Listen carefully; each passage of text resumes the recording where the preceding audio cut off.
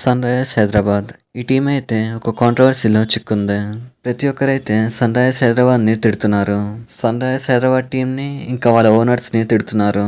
ఎందుకంటే Sunrisers team వచ్చేసి పాకిస్తాన్ ప్లేయర్‌ని కొనింది. అయితే మీరు అడగచ్చు, ఐపీఎల్‌లో పాకిస్తాన్ ప్లేయర్స్ ఆడరు కదా అని. అయితే దీని గురించి తెలుసుకోవాలంటే ఫుల్ వీడియో చూడండి. ఇంతకీ ఏమైంది? ప్రతి ఒక్కరు సన్‌రైజర్స్ టీమ్‌ని ఎందుకు తిడుతున్నారు? సో ఇప్పుడైతే ఈ వీడియోలో తెలుసుకుందాం.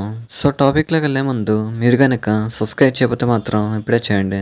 సో టాపిక్ దగ్గరకు వచ్చేస్తే మొన్నటి వరకు ప్రతి ఒక్కరైతే సన్‌రైజర్స్ టీమ్‌ని సపోర్ట్ చేశారు. నిన్నటి వరకు సన్‌రైజర్స్ టీమ్‌ని ప్రతి ఒక్కరైతే అభిమానించేవారు. ప్రతి ఒక్కరికి ఫేవరెట్ టీమ్‌గా సన్‌రైజర్స్ ఉండేది. ఇంకొంతమందికి సెకండ్ ఫేవరెట్ టీమ్‌గా ఉండేది. కానీ ఒక్క రోజులో మొత్తం మారిపోయింది. సన్‌రైజర్స్ టీం అయితే పాకిస్తాన్ ప్లేయర్‌ని కొనింది. సన్‌రైజర్స్ టీం ఏంటి, పాకిస్తాన్ ప్లేయర్‌ని కొనడం ఏంటని మీరు అడగచ్చు. అయితే మనకి ఐపీఎల్ ఎలా ఉంటుందో ఇంగ్లాండ్‌లో ఉన్న వాళ్ళకి 100 అని ఒక లీగ్ ఉంటుంది. ఈ లీగ్‌లో అయితే కేవలం 100 బాల్స్ మాత్రమే ఉంటాయి. అయితే ఈ లీగ్‌లో సన్‌రైజర్స్ టీం వాళ్ళకి ఒక టీం ఉంది. సన్‌రైజర్స్ లీడ్స్ అని. సో ఇక్కడైతే సన్‌రైజర్స్ లీడ్స్ ఈ టీం ఏదైతే ఉందో ఈ టీం వచ్చేసి ఆక్షన్‌లో అయితే అబ్రార్ అహ్మద్ ఈ ప్లేయర్‌ని కొనింది. అబ్రార్ అహ్మద్ వీడెవరైతే ఉన్నాడో వీడైతే ఒక పాకిస్తాన్ కుత్త.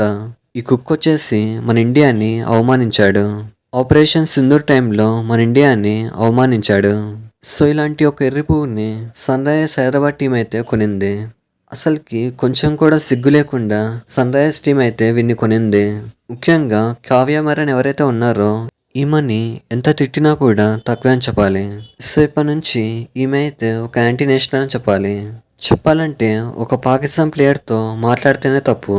అలాంటిది ఇక్కడ పాకిస్తాన్ ప్లేయర్ని కొన్నారు. దీనికి మించిన దేశద్రోహం ఇంకోటి ఉండదు. మన ఇండియాని అభిమానించేవారు ఎవరు కూడా ఇలా చేయరు. సో ఇక్కడైతే సన్‌రైజర్స్ టీం వచ్చేసి ద వరస్ట్ అని చెప్పాలి.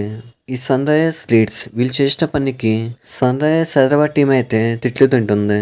ఆ టీం చేస్తే ఈ టీంని ప్రతి ఒక్కరు తిడుతున్నారు. మన టీంలో అభిషేక్ శర్మ ఉన్నాడు, ఇషాన్ కిషాన్ ఉన్నాడు. వాళ్ళెవరో చేసిన పనికి ఇలాంటి మంచి ప్లేయర్స్కి బ్యాడ్ నేమ్ అనేది వచ్చింది. సో ఇక్కడైతే ఒక్కసారిగా తలరాత మారిపోయింది. సన్‌రైజర్స్ హైదరాబాద్ తలరాత మారిపోయింది. సో దీనిపైన ఐసీసీకి చైర్మన్ అయిన జైషా అయితే రియాక్ట్ అవ్వాలి. ఎలా అయినా ఆ పాకిస్తాన్ ప్లేయర్ని టీం నుంచి తీసేయాలి. సో చూద్దాం ఐసీసీ అయితే ఎలాంటి రియాక్షన్ తీసుకుంటుందో. సో ఇప్పటి నుంచి అయితే కావ్య మరన్ వచ్చేసి స్టేడియంకి రావడం తగ్గియాలి. ఎందుకంటే ఇప్పుడు స్టేడియంకి వస్తే ప్రతి ఒక్కరు ఆమెను తిడతారు. సో కొన్ని రోజులు అయితే ఈమె స్టేడియంకి దూరంగా ఉండాలి.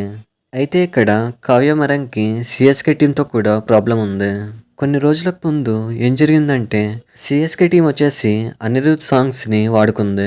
రజనీకాంత్ సినిమా అయిన జైలర్ సినిమాలో అనిరుద్ సాంగ్స్ ఉన్నాయి కదా, ఈ సాంగ్స్ ఏవైతే ఉన్నాయో ఆ సాంగ్స్ని సిఎస్కే టీం అయితే వాడుకుంది.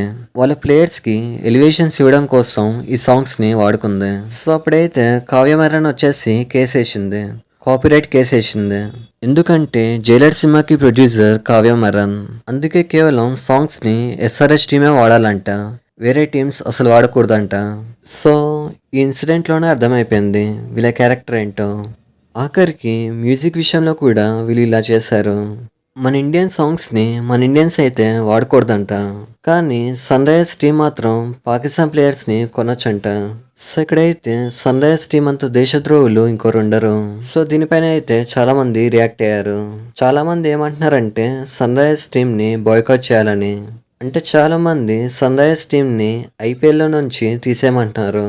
ఒకప్పుడు డక్కన్ చార్జర్స్ టీం వచ్చేసి మనీ ప్రాబ్లమ్స్ వల్ల వెళ్ళిపోయింది. ఇప్పుడు చూస్తే సన్‌రైజర్స్ టీంకి ఇలా అవుతుంది. అదేంటో ఎప్పుడు మన తెలుగు వాళ్ళకే ఇలా జరుగుతుంది. సో చూద్దాం ఐసీసీ అయితే ఎలా రియాక్ట్ అవుతుందో. ఇది మ్యాటర్. ఇలాంటి మరిన్ని వీడియోస్ కోసం లైక్, షేర్, సబ్స్క్రైబ్ చేయండి. Thank you.